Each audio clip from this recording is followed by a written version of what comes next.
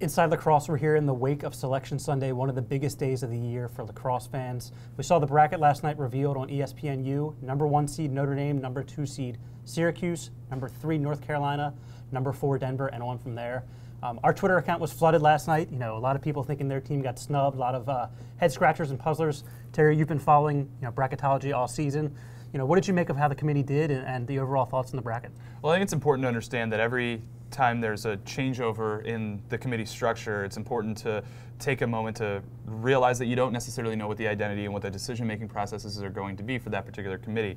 The selection criteria is the same year to year, but I've always called it intentionally vague. There's areas for interpretation within that allow for the committee to both meet their unique needs, and a lot of times those needs are related to containing costs with the relationship to travel.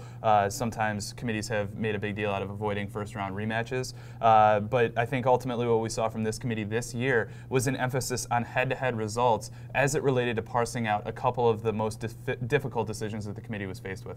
One of those difficult decisions was the number 1 seed. Is it going to be Syracuse? Is it going to be Notre Dame? Syracuse came into the weekend the number 1 seed. They're in the number 1 ranked team in the Cascade Maverick Media Poll. They're currently the number 1 team in the Cascade Maverick Media Poll, released Monday after Selection Sunday. But Notre Dame got the number 1 seed in this tournament. Why did the committee do that? Well, I think that it's fair to say that their resumes were very, very similar, and I think that Committee Chair Heather Like made a comment both on the ESPN selection show and to me on our podcast after the results were released that basically indicated that, from her perspective, it was historically close. And I think that to that degree, in the slight ways in which Syracuse's resume were better, which included the recency of their performance, particularly coming off of the ACC championship, as well as the average RPI of their top 10 opponents, which basically equates to strength of schedule, it wasn't enough to overcome what was a double overtime loss in Notre Dame. And I think that that's actually a fair assessment because there's only so many ways in which you can parse out and delineate two teams that have relatively equal resumes, and a lot of times going with the team that won, even if it were 8 extra minutes were required and it was on their home field, is a good enough reason as any to pick Notre Dame for the number 1 seed. Another matchup where head-to-head came into play was the Albany-Cornell matchup. Coach Scott Marr said after the America East Championship, we're 15-2. We want to be back here at home. We deserve to be back here at home. It didn't happen. Albany lost to Cornell early in the season down in Dallas in a snowy game down there in the South. Terry, what are your thoughts on that matchup and how it played out? Well, I think one of the things that fans tend to not take as seriously as necessary is just the record of a team and what that does for their resumes. So certainly when you look at it from that perspective, Albany being 15-2, Cornell being 10-5, certainly seems like the Great Danes deserve the advantage. On the flip side, and I bring this up as a way of illustrating that their resumes weren't that similar, Albany did this against the 32nd ranked schedule, whereas Cornell put up their 10-5 record against the number 6 schedule. And I would say that that's where their resumes start to come a little bit more into kind of synchronicity with each other that ultimately allowed the committee to say that dominant performance for the Big Red in Texas, a game that you were at in icy Texas, icy Dallas, more than 2 months ago, was the reason that the Cornell will be hosting this first-round matchup.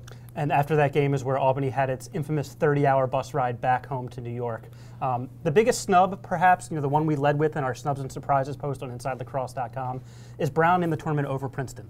And I think that this is the one where their resumes, you can make an argument, Princeton's resume was enough stronger than Brown's that the decision to rely on the head-to-head result from the Ivy League regular season matchup isn't enough to justify Brown's inclusion into the NCAA tournament over Princeton. That being said, it's one of the things that you can't criticize a committee for is applying the same type of criteria decision by decision. So their choice to stick with head-to-head results, apparently indicating Brown's inclusion over Princeton, is one that it would be difficult to not criticize or difficult to praise if they had gone the other way. So I can understand, even though Princeton's strength of schedule was far improved over Brown's and Brown's out-of-conference schedule was not impressive, I can understand the committee's decision to stick with what the precedent that they had established and go with the winner of the head-to-head matchup. May Madness is here. If you haven't printed out your bracket yet, it's on InsideLacrosse.com. You can print it out, fill it out, and circulate it around with your friends and catch all the games on ESPNU and ESPN2 this May. Now that we've looked at how the bracket was built, time to look at some games. We feel the top 5 seeds really kind of seem a cut above the rest. That's kind of been the theme all year. So now that we've seen how they match up in the first round, Matt, what do you think are some of the more susceptible upsets maybe that we might see out of this first round? And like you said, these top 5 seeds really are spectacular teams all around. And, I don't really consider the bubble matchups, upsets per se. So looking at these top 5 seeds and which one of them is most susceptible, I'd say Colgate has a chance against North Carolina. When picking these things, I always think, which team has the goaltender that's capable of stealing a game? And, I think that's Brandon Burke. I think he has the capability to really stand on his head and really kind of carry this Colgate team past North Carolina. Colgate also has, Ryan Walsh, the big guy. He's a matchup nightmare. Matt Clarkson has really come on strong, towards the last quarter of the season. And you got to remember, these seniors, they came in the first round and beat an undefeated UMass team, when they were freshmen.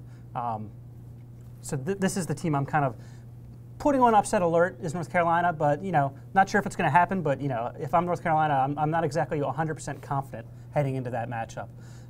This bracket, has a little bit of everything. One of the key things is 3 first-round matchups that are rematches from earlier in the season. Zach, kind of just, what are you looking forward to in this first round?